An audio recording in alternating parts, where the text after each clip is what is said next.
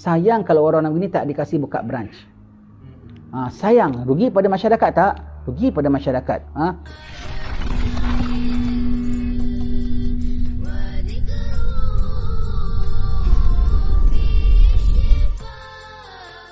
Sambung baca kitab kita, kitab An-Nasaihud Diniyah wa Wasaya Imaniyah, sampai pada muka surat 349, wajib adil antara isteri-isteri ya.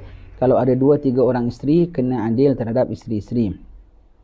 Sekiranya seorang laki-laki itu mempunyai 2 isteri atau lebih dari 2, maka wajiblah ia berlaku adil di antara isteri-isterinya itu. Jika ia tidak adil, nescaya ia akan terjerumus ke dalam bahaya dan dosa. Sabda Rasulullah sallallahu alaihi wasallam, "Man kanat indahu imra'atan falam ya'dil bainahuma, jaa'a yaumal qiyamati wa shikkuhu ma'il." Artinya, barang siapa yang mempunyai 2 orang isteri dan ia tiada berlaku adil antara keduanya, nescaya ia akan datang pada hari kiamat sedang sebelah badannya miring, sengit badannya. Badannya sengit kerana tidak adil. Baik adil dengan terhadap isteri-isteri ni macam mana tuan-tuan sekalian? Baik adil ya, adil terhadap isteri ialah kalau kita ada 2-3 orang isteri, nombor 1 adil pemberian, adil waktu, namun adil kasih sayang itu tidak boleh nak dibuat-buat. Itu memang tak akan kita mampu sebab itu perkara rohani, itu perkara hati. Itu perkara hati, Dan adil dalam menggauli isteri pun itu tidak dituntut. Kerana itu semua seronoknya suami dengan satu-satu isterinya itu bergantung kepada kasih sayang, dan kasih sayang itu bukan satu perkara yang boleh dibuat.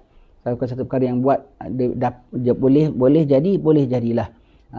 Jadi kita sebut tentang kewangan. Kalau ada 3-4 orang isteri, 2-3 orang isteri, bagaimana berikan dia kadar keperluan dia. Saya tak boleh, isteri saya semua saya kasih pocket money seorang 1,000. Tengok macam mana perluan dia. Kalau kau nak boleh kasih pocket money 1,000, atas itu sebagai pocket money, wang belanja kosong saja. Keperluan ikut masing-masing. Tidak boleh kalau demi keperluan kau kasih 1,000. Yang ini sakit, nak pergi doktor, nak ada dialisis, ataupun nak beli obat kencing manis, nak beli orderan tinggi. Obat dia saja makan 200 satu bulan. Kau kasih dia 1,000, kemudian dia punya untuk umpamanya biaya hospital, biaya gini semua umpamanya lain lagi. Lain. Macam mana kau nak kasih sama? Di atas segala keperluan baru belanjanya adil boleh. Tidak boleh kasih adil termasuk keperluan. Maka berbeza. Contoh baju saja, adil semua isteri saya belikan baju size M. Cukup tak cukup lah. Tak adil. Yang isteri ada yang kecil, ada yang kecil mulik. Baju dia size S. Dia pakai baju ini sudah dilonggar. Yang satu isteri pulaknya XL. Kau kasih M macam mana? Wah, bang sudah tidak adil. Abang mulikkan dia baju besar. Baju dia kain dia 2,5 meter. Kain saya semua 1,5 meter saja.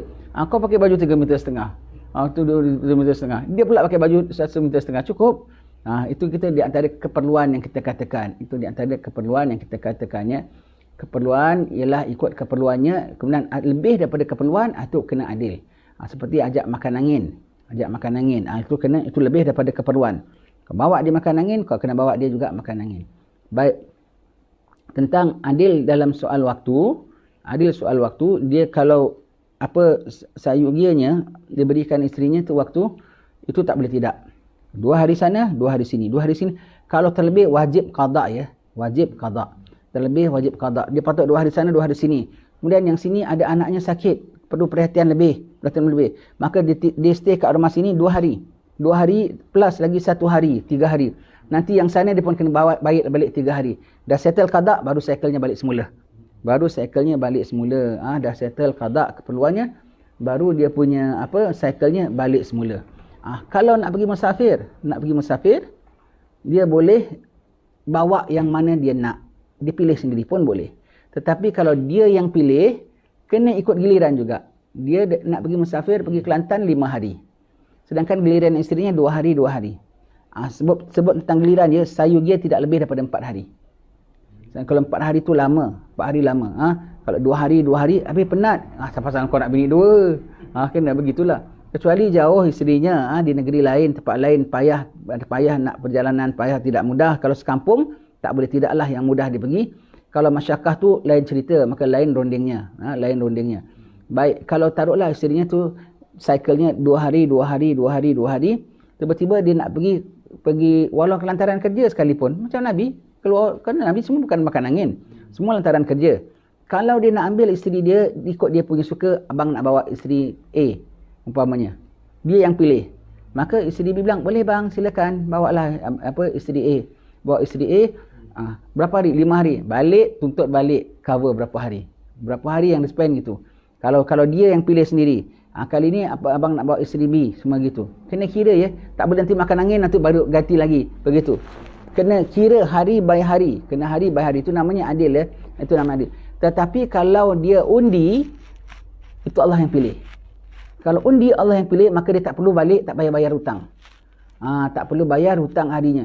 Kalau dia nak pergi, dia undi sebagaimana Rasulullah nak pergi undi antara isteri-isterinya. Takdir Allah Ta'ala Aisyah yang kerap dapat. Itu Allah yang pilihkan. Allah pilihkan. Maka kalau dah undi, bukan aku yang nak fulana ataupun aku nak fulana, aku nak bukan isteri yang pertama atau isteri yang kedua, Allah yang pilihkan. Allah yang pilihkan. Maka isteri yang tak terpilih kena reda, walaupun 10 kali kena madunya. Dia tak kena walau sekalipun. Allah yang pilih. Kalau dah kerana dia undi, maknanya dia sendiri reda. A pun A, B pun B. Maka kalau gitu balik dah tak payah bayar hutang lagi. Cycle-nya ikut saja terus biasa. Tapi kalau dia yang pilih, kiranya dia kena bayar hutang cycle-nya. Kena bayar hutang cycle-nya. Tentang kasih sayang, kemanjaan itu tak boleh tidak. Firman Allah Ta'ala, kau nak berlaku adil, seberapa adil kau tak akan dapat berlaku adil. Ya? Iaitu apa? Kerana apa? Kasih sayang itu bergantung pada dalam hati kecenderungan. Itu tak boleh dibuat-buat. Waktu boleh dia bagi. Belanja boleh dia bagi. Perhatian boleh dia bagi. Kasih sayang tak boleh. Kasih sayang bergantung bagaimana pandainya satu isteri memikat suaminya. Bagaimana keserasian suami dengan isterinya. Begitu. Kasih sayang tak boleh nak dibagi. Kasih sayang memang. Tapi waktunya sama. Tapi kat sini dia kurang mesra. Yang sana dia mesra. Itu apa nak buat? Memang hati dia tak boleh dah dipaksakan. Tak boleh sini kira belai berapa kali? 3 belai, 3 kali belai. Sini pun 3 kali belai. Tak payah kira gitu ya. Yang mana? Yang ini minatnya belai. Kau cenderung dengan dia belai. Yang ini minatnya sangkat makan semeja. Begitu sajalah. Begitu saja. Begitulah dengan dasar ini juga.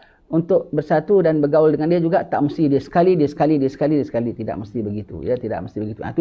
Itu tak boleh dituntut. Itu semua kerana yang demikian bergantung kepada minat. Dan minat itu adalah terbit daripada kasih sayang. Dan kasih sayang perkara hati memang tak boleh nak dibagi-bagi. Jangan kata nak bagi. Nak bagi kepada yang satu pun tak. Jangan kata ada 2, 3 isteri. Satu isteri pun kalau dia tak minat isteri itu tak sayang. Macam mana pun. Dan kalau dia dah sayang sekalipun, orang tak dapat kahwin tahan merana. Sebab tu kasih sayang tak boleh nak dibuat-buat. Tak boleh nak dibuat-buat. Baik. Jadi itu ya. Jadi hak-hak isteri ya. Tidak boleh, tidak adil terhadap isteri-isterinya. Dan tengok ya, wahai kaum ibu yang dimadu, awak kena reda ya. Walaupun awak geram dengan suami kah apa gitu, tapi kena ingat ya, ini kita sebutkan perkara 2 isteri ya. Kata baca dalam kitab Muhimmah, seorang isteri kalau suaminya ada 2-3 orang isteri, dia kena reda.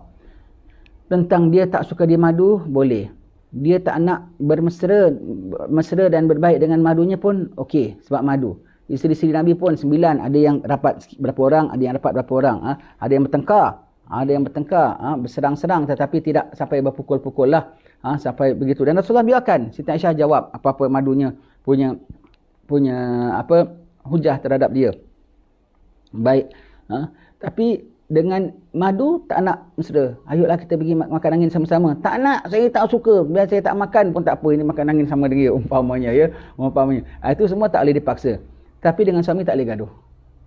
Kena ingat dengan suami tak boleh. Dengan suami tetap kau kena hormat.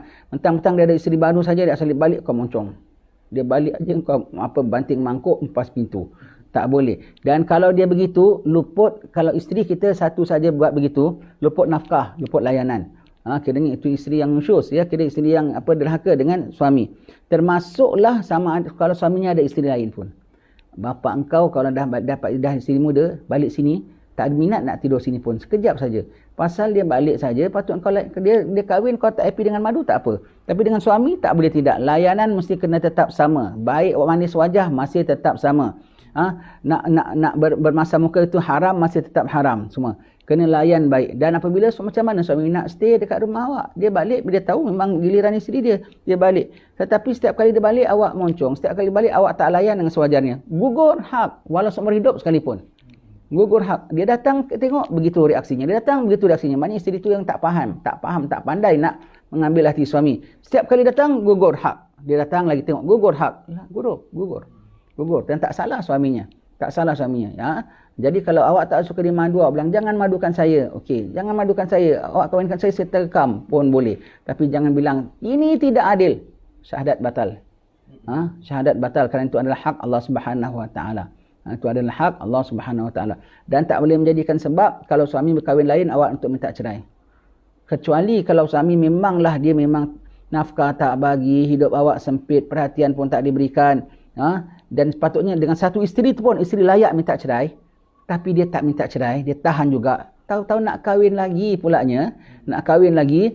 Dengan ini aku tak sanggup lah. Yang kemarin aku sanggup, kiranya aku tanggung dia. Tetapi dia dalam susah, dia gitu senang sama susah. Sekarang dia nak kahwin lagi satu dan aku tak sanggup nak meneruskan dengan dia. Bermakna aku tak sanggup nak support dia dan aku tak sanggup nak teruskan hidup dengan dia. Dia nak pakai dia punya rights, dia punya hak untuk tuntut cerai. Bukan atas sebab suami kahwin lain, atas sebab yang suami sudah berlaku tidak patut dengan dia. Tidak beri nafkah yang patut dengan dia sampai sengsara umpamanya. Apalagi kalau suami yang pukul bantai semua begitu kan. Tahan dia tak minta cerai sekarang ini. Sekarang ketika suami kahwin, dia minta cerai. Minta cerai itu bukan kerana suami berkahwin. Kerana tak sanggup nak meneruskan dalam sengsara dengan suaminya. Itu boleh. Itu boleh. Tapi kalau menjadikan sebab suami kahwin lain dia nak minta cerai, tak boleh. Termasuklah juga orang minta cerai tanpa sebab yang valid, tak cium bau syurga. Hati-hati ya, hati-hati. Jadi kalau suami awak kahwin lain, kena hati-hati. Baik, kalau suami ada 2-3 orang isteri, di antara adab-adab isteri yang baik dengan suami ialah baik terhadap sekalian anak-anak suami. Suami ada anak, dia kahwin, suami duda ada anak, ya, jadi ada anak tiri, kena baik. Ataupun suami ada anak daripada isteri kedua, isteri ketiga, kena baik, tak boleh tidak. Habaib kita semua tu isterinya 3-4 orang juga. Antara madu tak bermesra juga. Yang ni tak boleh bercakap juga, tak nak melihat juga. Tapi mereka ni dia hukum lah, tak minta cerai pula.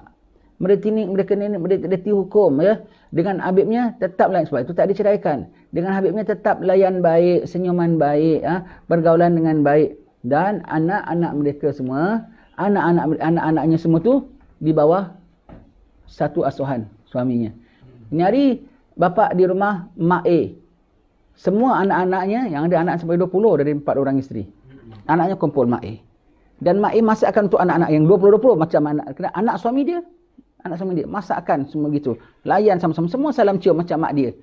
Besok rumah mak B, semua pun gitu. Mak C, mak D, semua pakai ABC dia lah ya. Mak A, Pak A, ni kok ada mak B, begitulah ya. Begitu semua. Dan dengan anak-anak dia tak boleh gaduh. Anak-anak tiri dia cubit, tak boleh ya, tak boleh. Itu perempuan yang salihah. Perempuan yang salihah ya. Sebut contoh tentang poligami tuan-tuan sekalian ya. Di antara perkara yang orang kufar suka attack agama kita ialah mengatakan tidak adil Islam ialah isteri suami ini kita sebut ya, kita dah sebut tentang suami isteri dua, kita sebut cerita ya. Dan sebut cerita kahwin dua ni bukan terus aku bilang sekarang semua wahai kaum bapa yang tengok ini kahwin dua. Tidak, kita pun tak kahwin dua ya.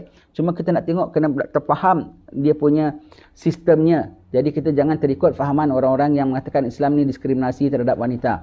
Ya, sebetulnya ini semua sistem agama Islam Allah Subhanahu Wa Taala.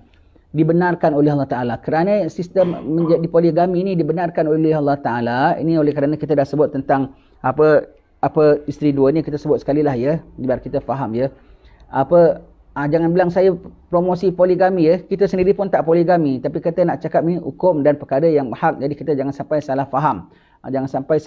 Ya. Kerana poligami itu dibenarkan dalam Islam, besar manfaatnya. Bagi siapa? Bagi suami, bagi isteri. Isteri itu pun manfaat kalau suaminya kahwin lain. Dan bagi masyarakat. Allah Ta'ala tak buat satu hukum yang tak ada manfaatnya. Baik, contohnya ya. Untuk beristeri dua, isteri tiga, di situ ada sebut tentang bab nafkah ya. maka kita yang lain kita tak boleh ukur tentang kekuatan kelakiannya tu pun boleh diukur. Kekuatan kelakiannya. Kalau suami yang jenis kuat tenaga batinnya ya, dan satu isteri tak dapat memenuhi, itu menjadi sebab harus dia berkahwin lain. Dia ngadu sama qadi dan qadi tengok valid pengakuan dia pun diharuskan juga. Walaupun kewangannya tak begitu mantap sangat. Tetapi kalau tentang dipandang di sudut kewangan pulanya, dia tak boleh bahagi, dia tak boleh bahagi, dia kena ganda. Jadi kalau orang ada satu isteri, dia punya pendapatan sekian, dia kalau taruhlah senang cakap ada satu isteri dengan satu family, perlukan pendapatan taruhlah 2,000 lah senang cakap. Kalau dia nak kahwin lagi satu, tak boleh sekarang 1,000 untuk family ni, 1,000 untuk family ni, tak boleh. Dia kena pendapatan dia 4,000. Ini dari sudut kewangan lah. Ini secara kasarnya ya. Semua dinilai oleh qadi. Sebab itu kau tak boleh bilang qadi tak ada hak, tak ada apa. Ada hak untuk nak tengok awak ni mampu tak mampu. Sebab ni ada perempuan punya itu. Ni kita secara kasar ya, secara kasar. Jadi kalau qadi tanya awak faham apa ceritanya nanti ya. Dia punya income, ini secara kasar guideline kita sebut ya. Income dia tak boleh 2,000, mesti kena orang yang gaji 4,000 baru boleh 2 bini. Orang gaji 6,000 boleh 3 bini, 4 gaji 8,000 gitu. Dan ada tak orang gajinya 10,000 ke atas? Ada. Kalau gajinya dah banyak, kemudian dia pandai pula manage keluarga, isterinya pun cukup, emasnya pun cukup, pakaian cukup, hak isteri cukup, isterinya tak bekerja, ada pembantu rumah, ada driver sepatutnya ya, ada kenderaan dan ada pembantu. Itu hak isteri ya, hak isteri dalam rumah yang suami kena penuhkan. Kita semua kiranya belum penuhkan hak isteri kita tau. Alhamdulillah isteri kita redha. Tak tuntut pun dengan qadi. Masakkan lagi untuk kita lagi ya. Kita kadang tak ada kereta naik bas dengan kita pun dia terima juga ya. Alhamdulillah ya. Yang mana cukup ekonomi rumah tangga ialah ada pembantu dan isteri kita memang tak perlu bekerja, tak support nafkah kita. Dan gitu pula ada kenderaan yang mudah bergerak ke sana kemari, semua tu tu dia cukup, dan anak-anak pun asuh pun cukup, semua bagus, dan gaji pun besar. Orang kalau boleh tadbir dengan baik gini, isterinya happy begini, anak-anak terdidik dengan baik semuanya, sayang kalau orang begini tak dikasih buka branch. Sayang, rugi pada masyarakat tak? Rugi pada masyarakat. Selalu saya buat contohkan McDonald. Dalam Batu Pahat tak banyak sangatlah. Dalam KL lah berapa banyak McDonald ada? Di Singapura berapa banyak McDonald ada? Semua bawa satu company McDonald tak? Dalam setiap McDonald punya kedai makan tu ada berapa staff? Paling tidak 20 staff. Paling tidak 20 staff. Terkendali kewangannya, terkendali gajinya. Kalau sampai McDonald boleh banyak branch dan boleh manage, maknanya ada orang boleh manage. Maka family pun begitu. Tetapi kerana family bukan macam perniagaan, sebab itu boleh maksimum 4. Family bukan macam perniagaan, dia perlu perhatian lebih khusus lagi daripada company. Sebab itu dia boleh maksimum 4. Dan kerana laki-laki tak akan, kalau tentang company dia boleh manage banyak. Tapi tentang family dia tak boleh banyak, maka 4 dibenarkan. 4 saja, itu dah dalam within kemampuan seorang laki-laki. Tentang family 4 saja. 4 saja. Maka maksimum 4. Jadi kalau dia orang yang boleh tadbir dengan baik, gajinya, ada tak orang gaji 20,000 satu bulan? Ada ya. Ada lebih dari itu pun rasanya ada. Dan dia boleh tadbir baik. Isteri-isterinya semuanya dapat kepuasan dengan dia. Makan, minum, semua kehidupan semua. Tak salah dia kahwin. Tak salah dia kahwin ya. Tak salah kan. Dan dapat buka anaknya semua sekolah. Kalau tengok Habib-Habib anaknya 20. Jadi ulama lah. 20 jadi ulama. Kadang-kadang 20 hafal Quran lah. Kadang-kadang Syekh Abdul Rahmat Sanggaf tu anak 13 wali kutub lah. Boleh tak kahwin banyak? Kan rugi. Jadi dia banyak. Jadi isteri ni tak payah beranak, kerana 20 anaknya dia kena ke 20 kali beranak. Ni kau hanya beranak 5 kan ringan. Namanya tu ya. Jadi untuk manfaat untuk masyarakat satu dan manfaat untuk isteri tau. Kalau suaminya gaji 5,000, semua comfortable, agak-agak isteri punya pakaian, barang kemas, kemewahan banyak tak? Semua tercurah kepada dia seorang. Tapi kalau suaminya ada 2 isteri, gelangnya pun tak sebegini. Kadang-kadang gelangnya sampai 4 perangkat pasal suaminya ada isteri 1 dan suaminya mampu 4. Semua hisap. Tetapi kalau suaminya ada 4 isteri, memang dia dapat hak dia, tidak kurang dia dapat hak dia, tak sampai lebih. Apatah lagi sampai 4 kali lebih. Dan dalam sudut kewangan. Dari sudut layanan, suami satu orang isteri dia dengan satu suami, dia boleh telayankah? Pun kan perempuan tak, kalau dia jilat ujung rambut, ujung kaki pun dia tak akan dapat bayar hak suami dia kan. Ini kongsi jilat 4. Ringan tak maknanya? Ringan. Ringan bermakna dia punya tuntutan, kalau perlu kemarin kau penuh 100%, dalam sudut layanan kau hanya contribute 25%. Suami taruh dah dalam 8 hari, kau 2 hari, lagi 3 hari kau tak payah layan dia lah. Dia tak ada kat rumah kau pun, kau tak payah layan dia, tak payah serve dia, tak ada kurang, tak ada jadi cerita. Kau fulfill 2 hari saja tu, 2 hari dalam 1 bulan, cycle berapa? Taruhlah 1 bulan dan cycle-nya 8 hari ke 10 hari aja, kau dapat full mark. Orang lain kena 30 hari. Orang lain kena 30 hari serve, 30 hari senyum, 30 hari layan, baru dapat full mark. Itu pun tak boleh dapat full mark. Nak pas pun susah. Kau hanya layan 10 hari saja 1 bulan, ataupun 8 hari 1 bulan, kau sudah penuhi. Yang lain madu kau. Bantu tak? Mudah tak? Dunia memang kau bilang, mana boleh kongsi suami? Mana boleh kongsi suami? Akhirat nanti bilang, nasib baik aku ada madu. Kau kita sama-sama hisap ya. Sama-sama hisap nanti. Awak gitu. Clear. Dia markah lulus.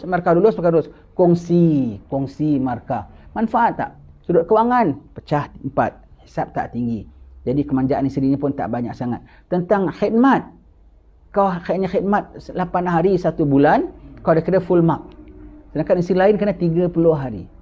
Dan isteri berkongsi suami, sebetulnya itu setiap orang pun kongsi suami tau. Kongsi suami dengan pejabat, betul tak? Paling tidak 8 hari 8 jam 9 jam suami awak tak di rumah. Pergi pejabat. Kalau suami yang kerja outstation, bawa drive lori apa semua tu, drive truck semua tu, kadang-kadang 2-3 hari sekali balik. Kadang-kadang suami kerja outstation, sana kerja sini apa semua tu, tak balik. Suami yang kerja MRT, bahagian track kereta api ya, dia kerja tiap-tiap hari kerja malam tau. Tiap-tiap hari kerja malam. Isteri tak marah pula. Awak asyik pergi track awak asyik pergi outstation. Sebab itu memang kerja dia. Tapi dengan apa salah boleh isteri dengan suami yang dengan isteri yang lain, dia itu kerana tak ada lain kecuali cemburu dia. Walhal tentang orang perempuan, suami kerja kapal lah 3-4 bulan sekali balik lah, 6 bulan sekali balik dah, pun dia boleh terima. Bermakna perempuan tu berkongsi suami ada perkara yang biasa. Perempuan ditinggal oleh suami tu perkara yang biasa. Tidak mesti satu suami khas untuk dia senantiasa. Itu satu perkara yang biasa. Hanya kerana dengan isteri baru saja itu yang buat dia tak terima. Itu nafsu namanya. Itu nafsu dan kerana kedengkian. Jadi begitu ya. Kalau sampai takdirlah anak kita dimadu ya. Takdir anak kita dimadu, kita jadi bapa biar jadi air. Jadi macam bapa madu 3. Tak apa, engkau masih ada bapa. Begitu ya. Jadi kita yang, sebab kita tahu tu hak setengah habib-habib begitu kalau kahwin ya. Bapa-bapa isteri semua, mertua-mertuanya 3-4 semua baik. Dia yang jadi galang ganti ketika suami dekat anak sana, yang ini anak sakit kan.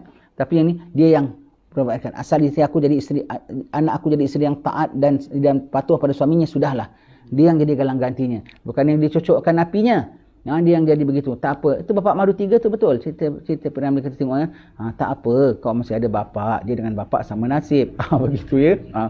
Sama begitu ya. Jadi begitu. Jadi kalau takdir anak kita dimadu, jangan gitu. Kau dimadu kau begini. Tak mampu kasih makan anak aku apa semua. Bukan tak mampu kasih makan. Bahkan kerana terlebih mampu kasih makan. Ini kalau yang kahwin ikut sistem betul lah. Tapi kalau yang suami itu miskin apa kedana, tak kasih apa, nak kahwin itu mensusahkan bini. Itu memang patut diambil tindakan. Begitu ya. Islam adil tak ya? Jadi orang yang boleh manage, yang ada income yang strong, orang yang boleh mengendalikan yang baik dan tak diizinkan dia berkahwin, boleh tak? Setengah orang bertanya, setengah kawan-kawan kita yang non-Muslim suka tanya, macam mana begini? Maka kita bilang, kemanfaatan begini dia tengok. Kadang-kadang pasal dia belajar, tahu dekat tempat dia ke gereja dia mengatakan Islam diskriminasi terhadap wanita. Wanita pula tak boleh ada 2-3 lelaki. Satu lelaki aja dia tak tertanggung. Aib kalau perempuan ada 2-3 lelaki. Satu kehinaan bagi wanita. Satu kehinaan bagi dia. Satu menghinakan dia. Menghinakan. Dan wanita kalau suami ada 3-4 isteri tu kemuliaan bagi dia. Bermakna dia kahwin orang kaya. Dia kahwin orang handal. Dia kahwin orang handal. Dan kerana poligami ini dibenarkan dalam Islam, maka menjadi isteri yang pertama atau isteri kedua atau ketiga keempat bukan aib. Yang ada orang kalau suaminya kahwin lain dia rasa aib, nanti orang bilang dia tak pandai jaga lelaki apa semua. Tidak aib. Tidak aib. Boleh bilang suami I dah kahwin lain. Alhamdulillah setakat ini ya. I dengan madu tak begitu berbaik lah. Tapi I accept lah. Sudah. Yang ada orang dia rasa malu, nanti takut nanti orang kutuk dia ke apa. Tak ada timbul kutuk. Kutuk lain, kutuk tu berdosa. Yang kutuk tu berdosa. Tidak aib menjadi isteri yang pertama. Yang jadi isteri kedua pun tidak aib. Tak boleh dia mengatakan curi suami orang. Tak boleh. Tak boleh. Itu dah sudah jodoh semua tu Allah Ta'ala tentukan. Allah tentukan. Hanya suami kena pandai, pintar, adil, dan isteri kena jaga tanggungjawab dia supaya suami tidak berat kepada yang sebelah kita katakan tadi ya. Jadi menjadi isteri pertama tidak aib, menjadi isteri kedua juga tidak aib. Menjadi isteri kedua tidak aib. Yang ada orang kalau dalam kawan-kawan dia ada yang jadi isteri kedua kan orang pandang. Ini kahwin laki orang. Isteri Nabi semua kahwin laki orang lah. Kan? Isteri Nabi kahwin semua laki orang. Semua kahwin laki orang. Tak kahwin laki orang Siti Khadijah seorang. Betul tak? Yang lain semua. Yang lepas wafat Khadijah, Nabi kahwin pertama siapa? Aisyah ya. Aisyah saja kahwin Nabi. Setelah Nabi sedang duda, tidak ada isteri. Tapi yang lain-lain semua kahwin suami orang lah. Kamu semua kahwin suami orang. Jadi maka itu kahwin isteri pertama, jadi isteri pertama tidak aib, jadi isteri kedua pun tidak aib. Ini kita dah sebut tentang perkara-perkara poligami. Kalau kita sudut dari sini, mulia tak? Murni tak? Murni agama Islam kita tidak ada cacat dan celanya. Maka jangan kita sebut yang perkara-perkara yang tak baik. Kita pun laki-laki macam langkau alim sangat. Kalau kawan kita kahwin dua saja, apa kahwin dua? Tak begitu.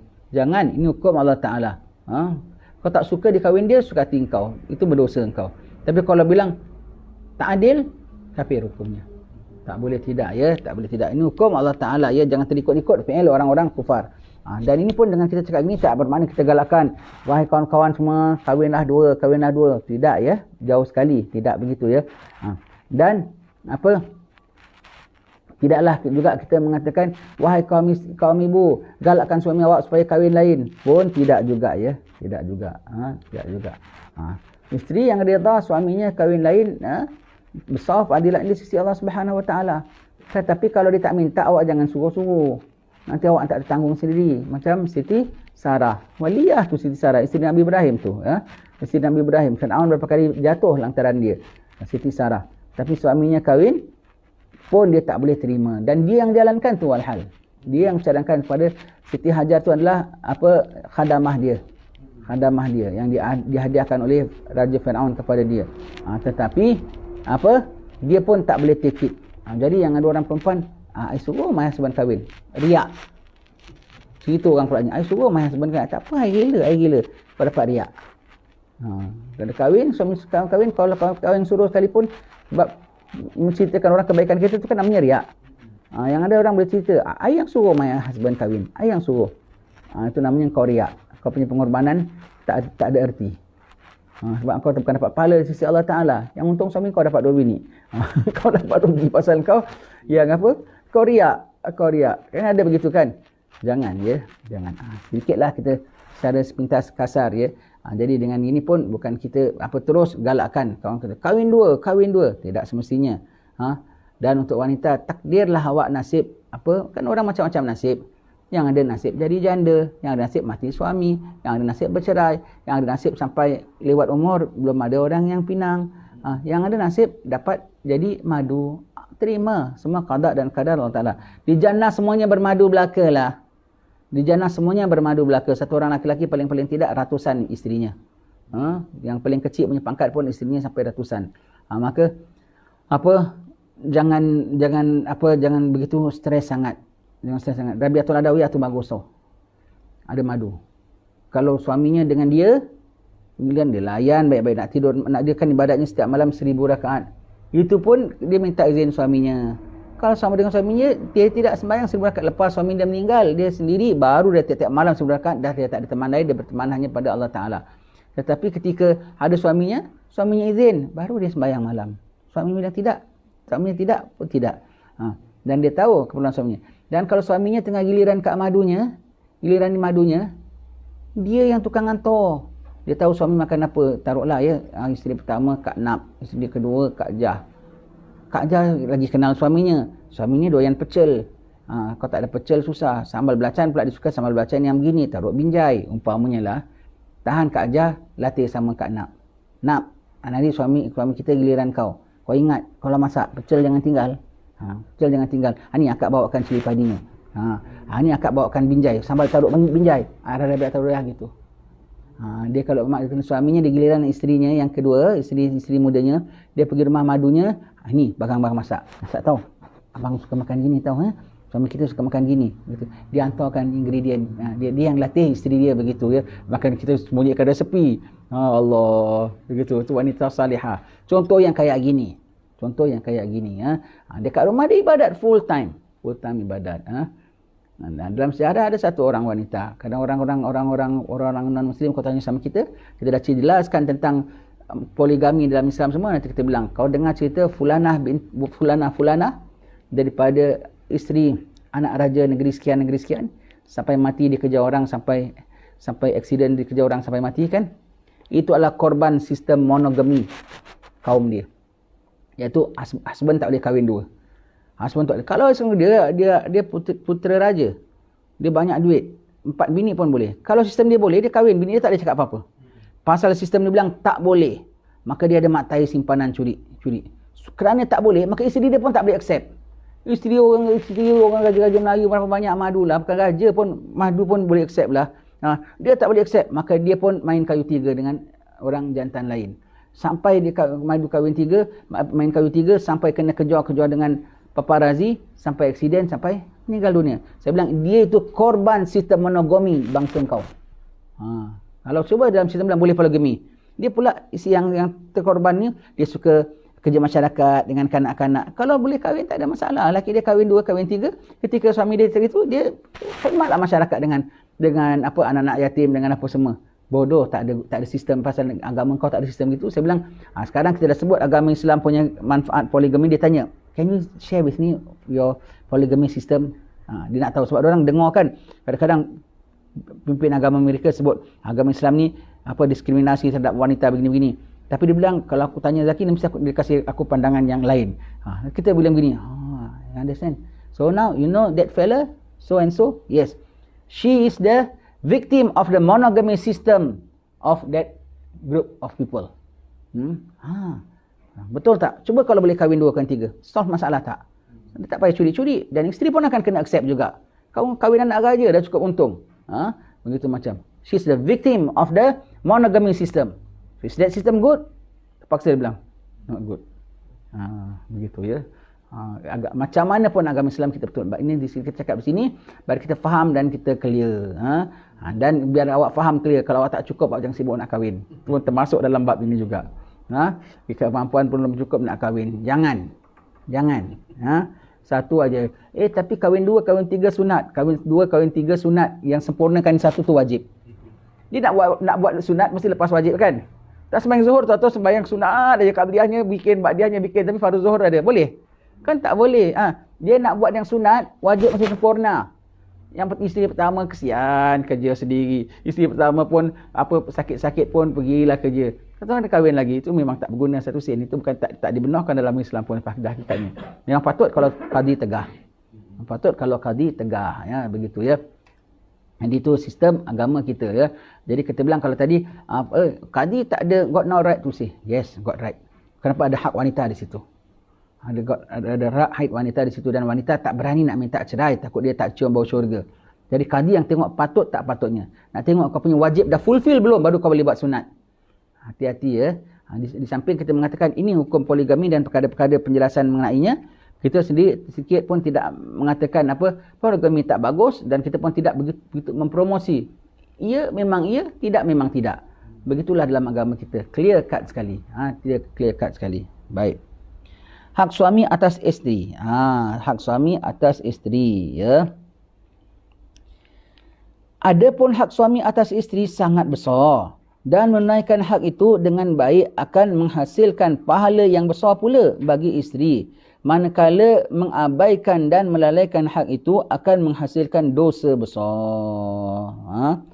Sabda Rasulullah sallallahu alaihi wasallam, "Lau amartu ahadan an yasjuda li ahadin la amartul mar'ata an tasjuda li zawjiha." Artinya, kiranya boleh aku menyuruh seseorang untuk menyembah, itu sujud kepada seorang yang lain, nescaya aku akan menyuruh isteri untuk sujud menyembah suaminya. Baik.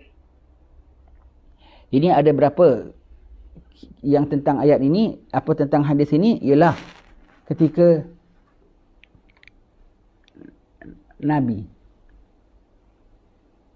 mukjizat Nabi, apabila orang Badui minta, kau beriman, kau betul Rasul, aku nak minta tunjuk. Kalau pokoknya beriman dengan kau, maka aku beriman dengan kau. Kau bilang sama dia, kau pergi sama dia, kau cakap pokok Muhammad panggil. Pokok keluar daripada akarnya, datang. Syahadat depan Nabi, cium kaki Nabi. Cium kaki Nabi. Cium kaki Nabi, tunduk kepada Nabi.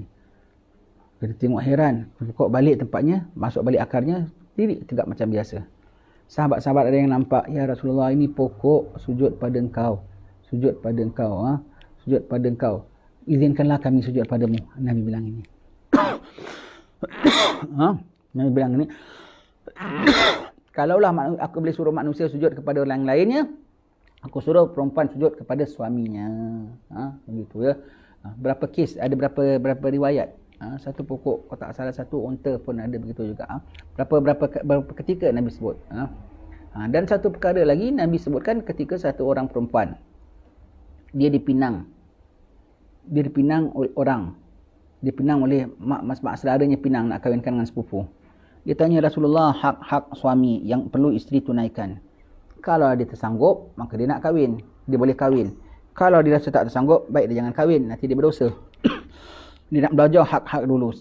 Dia tengok perempuan ini, dia kursus rumah tangga dengan Rasulullah. Maka di sini ketahui bahawasanya kursus rumah tangga, kalau kau nak belajar, itu satu yang perlu. Dan sebelum kahwin perlu kursus. Dan kalau kita nak mengalihkan kursus rumah tangga, itulah kena ajar hak suami, hak isteri. Setengah tempat kursus rumah tangganya tak ada lain, ekonomi. Begitu saja. Takut sangat tentang duit. Baik, tentang apa ditanya? Maka ditanya apa haknya. Nabi bilang, kalaulah suami kau rawat dia, keluar darah daripada hidungnya, kau jilat, dan kemudian kau jilat kudis dia, ujung rambut, ujung kaki sekalipun, kau belum bayar hak dia. Kenapa sampai jilat pun belum bayar hak dia? Kerana suami memelihara kau daripada jilat api neraka. Suami memelihara kau daripada jilat api neraka. Maka kau balas jilatan kepada dia sekali, kudis dia, nanah dia, ujung rambut, ujung kaki pun tak boleh terbalas. Tak boleh terbalas. Tak boleh terbalas. Tetapi kalau gitu susah ya. Susah nak macam mana? Kalau gitu tak boleh terbalas. Nak macam mana? Nak hak suami nak penuhkan. Tapi Allah tu rahmat. Allah tu rahmat. Isteri buat sikit aja, suami dah happy tu, sereda. Awak lah isteri yang saya paling sayang. Tak, dia lebihkan awak pada mak dia. Betul tak? Siapa yang khidmat dia sebetulnya? Lebih banyak dengan dia. Masakan dia, cuci baju dia. Siapa lebih lama? Mak dia ke isteri dia? Mak dia. Dah 25 tahun, 27 tahun mak dia khidmat dia. Dia kahwin 2 hari saja tu dah lupa mak dia. Jadi apa? Allah Ta'ala berikan mudah untuk lulus tau. Jangan, kalau gitu susahlah aku kena jilat. Asal balik aja aku kena jilat aja begitu ya. Tidak sampai begitu. Engkau bikinkan di balik aja, engkau siapkan wedang saja. Bang, minum bang. Terus masuk syurga terus. Dia punya sayang itu. Senang nak lulus tau. Ini juru markahnya Allah Ta'ala berikan suami sebagai juru markah untuk isteri. Senang tak? Kita nak periksa, kita memang susah. Kita payah nak pas. Kita memang payah nak pas. Pengetua kasih awak menjuru markah, best friend awak. Enggak boleh pas tak? Perempuan susah nak pas tau. Bikin begini pun susah. Akal dia separuh, iman dia separuh, kata Rasulullah. Dia nak pas memang susah. Tetapi Allah Ta'ala kasih juru markah dia suami. Kau buat cik abang ni happy, kau pas. Senang tak? Baik itu jangan sampai ini yang kemudahan dari Allah Ta'ala ini pun kau abaikan. Namanya kau membuang kunci syurga engkau. Kau bengkok-bengkokkan kunci syurga engkau. Ya. Baru sultan.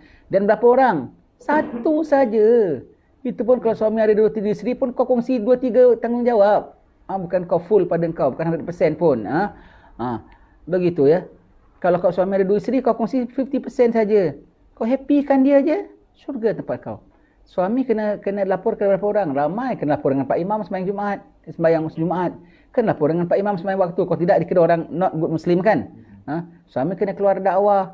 Kena lapor pada masyarakat dengan keluar dakwah. Isteri tidak. Dengan suami saja. Seorang perempuan tanya, ya Rasulullah, nak tanya. Apa orang perempuan laki-laki sembahyang jemaah, iring jenazah, keluar perang sabilillah. Apa kita orang perempuan, aku tanya bagi pihak perempuan Madinah, apa kita orang perempuan boleh buat nak menyamai itu? Dan bilang pertanyaan kau ni sangat besar. Apa artinya bagi perempuan Madinah? Engkau jaga hukum syariat Tuhanmu, kau patuh Tuhanmu, kau duduk di rumah, kau jaga kehormatan kau, taat pada suami kau. Kau menyamai itu. Laki-laki ada Jumaat kena fikir tahu. Ada 2 dos, tak ada 2 dos. Pergi sembahyang Jumaat tak? Berapa orang boleh masuk? Berapa orang tidak masuk? Perempuan ada kisah tak? Tak ada kisah. Ada kau dengar Kak Nap, Kak Ajah bal-bal. Ni tak boleh pergi sembahyang Jumaat tau. Belum ada 2 dos. Tak ada kisah pun langsung. Pasal dia tak ada kena-mengena pun. Tak ada gitu. Tak ada kisah pun. Sembahyang jemaah. Panas-panas pergi. Perempuan ada kena pergi? Tak ada kena pergi pun. Perang sabilillah ada pergi. Iring jenazah ada pergi. Tak ada semua. Semuanya. Laki-laki. Dia hanya dibikin apa? Duduk rumah. Sapu-sapu sikit. Itu pun bukan tanggungjawab dia tau. Itu pun bukan tanggungjawab dia. Layan Cik Abang dengan baik. Macam Cik Abang pergi perang sabilillah punya pahala. Allah. Beruntung tak? Perempuan sembahyang di serambi rumah lebih afdal daripada sembahyang di masjid. Perempuan sembahyang di tengah rumah lebih afdal daripada sembahyang di serambi rumah.